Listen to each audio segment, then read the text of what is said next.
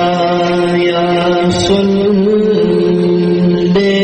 وسلم دائما أبدا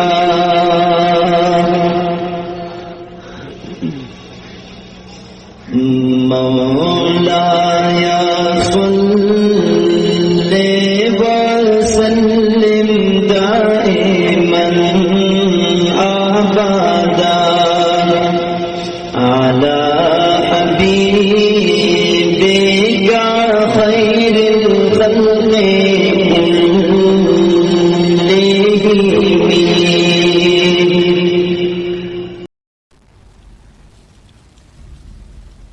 بسم الله الرحمن الرحيم.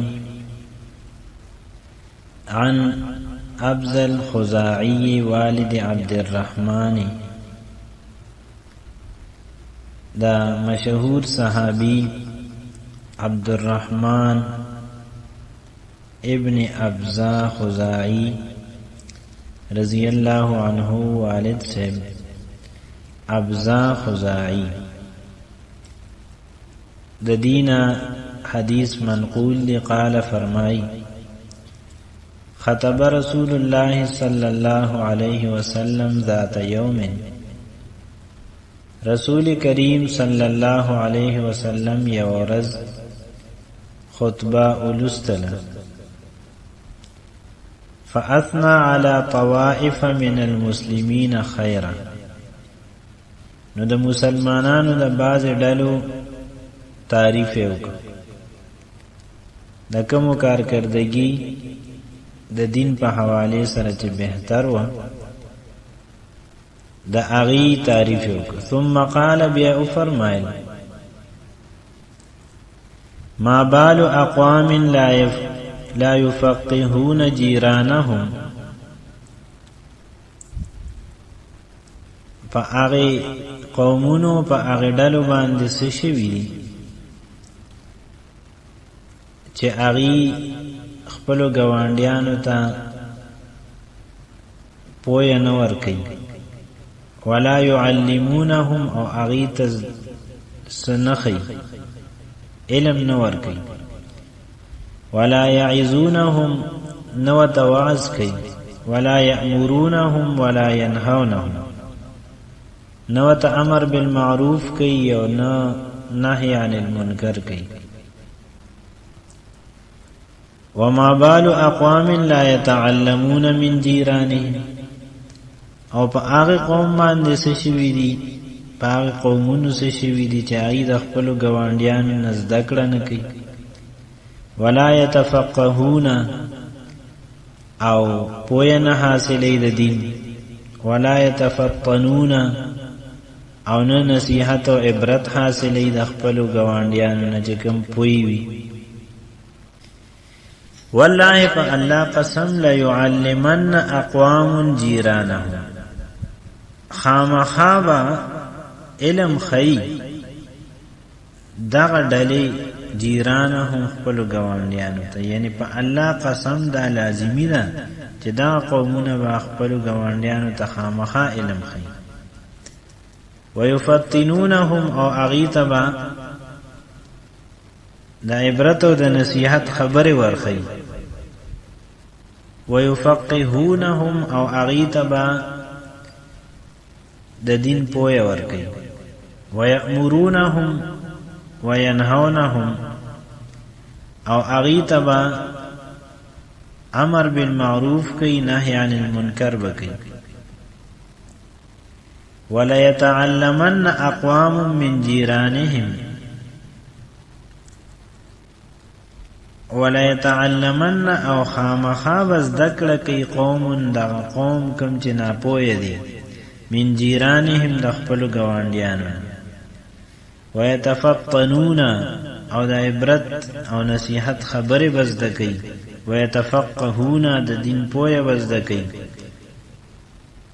یا خو بدا کوي، یعنی کم قوم چې عالم او پوه دي نه هغه به نورو ته ښودنه کوي، او کم قوم چې هغه ناپوهه دي نو هغه به د خپلو ګاونډیانو آس پاس خلکو نه زده کړه کوي او کدا سنکی اولا اعاجلنهم بالعقوبة فی دار الدنیا یا بزو پا اللہ قسم چه اغیط بزو زر سزا ورکوم پا دی دنیا کی ثم نزل بیا رسول کریم صلی اللہ علیہ وسلم را کوشو دا منبرنا فدخل بیته نخپل کور تا داخل شو فقال قوم نیوڈلیوی من تراہو عنا بهؤلاء ستاسو سخیال لی چې رسول کریم صلی الله علیه وسلم د دې اقوام نو د دې ډلو نه مراد دا سوکو د سوک یادو فقالو نو یو بل ډله چې هغه پوي وي هغه وي نراه عن الاشعريين هم قوم فقهاء زمون دا خیال دی چې د رسول کریم صلی الله علیه وسلم مراد د ابو موسی اشعری رضی الله عنه قوم اشعریین دي چې هغه داسې یو قوم دي چې هغه سره د دین پوهه ولهم جیران جفات من اهل المياه والاعراب او د هغه ګوانډیان دي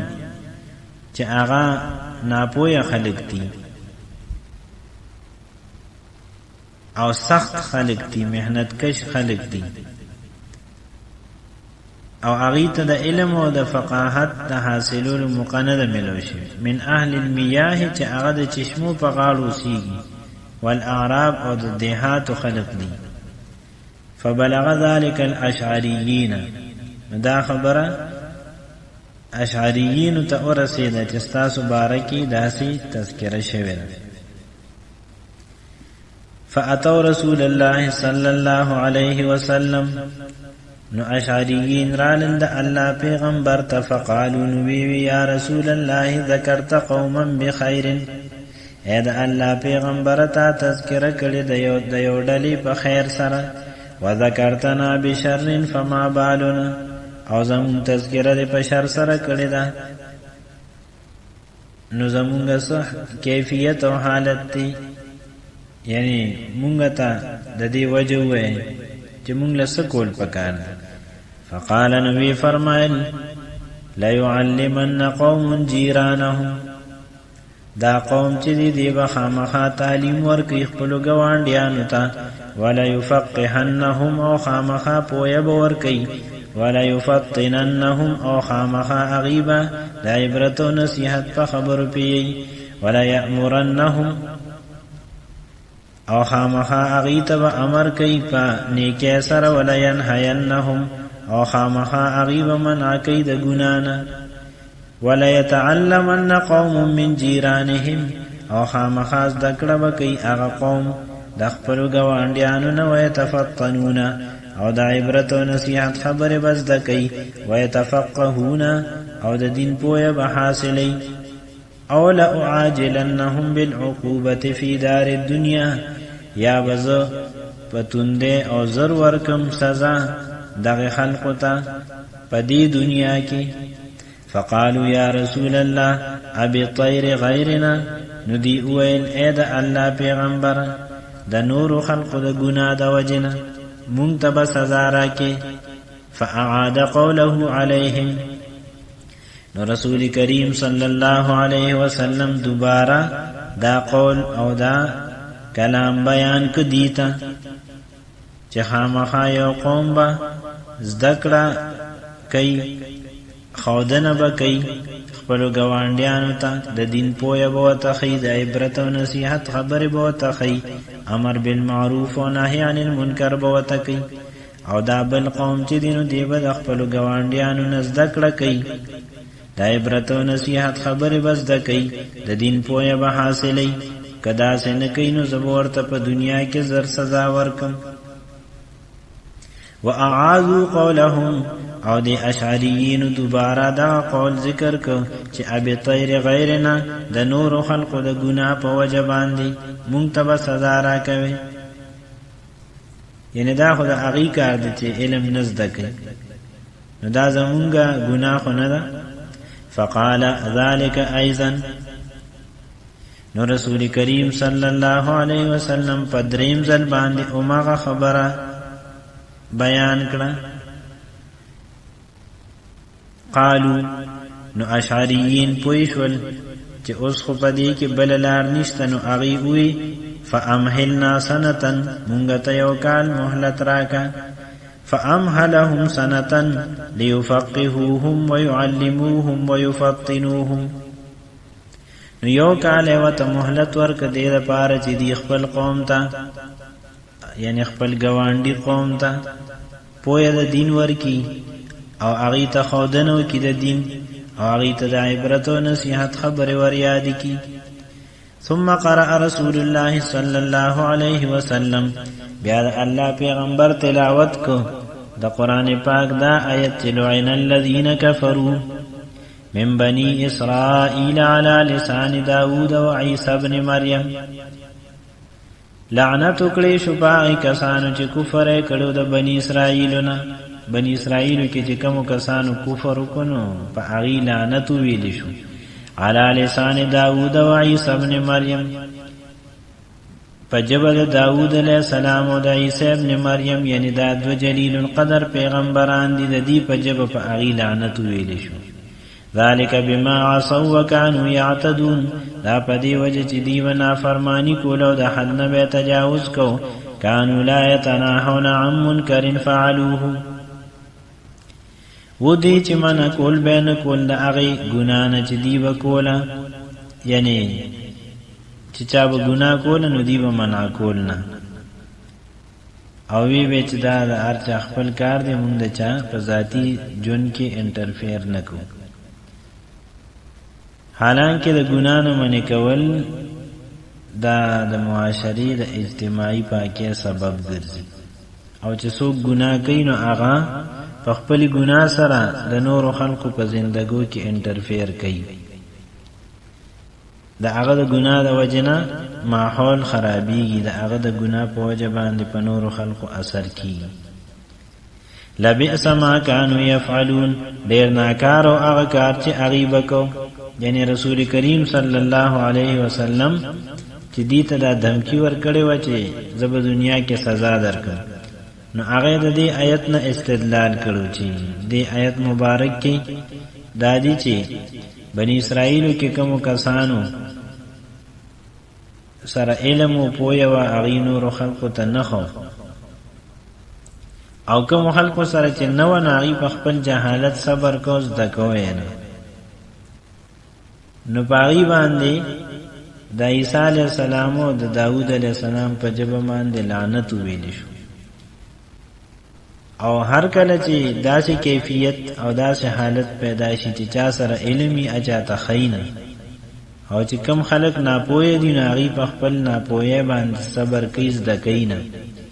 نو په دې صورت کې د امر بالمعروف او د نهي عن المنکر کار دا مکمل بنشي. او کله چې دا کار بنشي نو الله پاک فرمایي دا ډېر غلط کار دی چې داسې څوک کوي. یعنی امر بالمعروف و نهی عن المنکر چې څوک پرېږدي لبئس ما كانوا يفعلون. دا ډېر ناکاره کارو چې دی کو. نو که اوس هم داسې څوک کوي نو دا ډېر ناکاره کار دی چې امر بالمعروف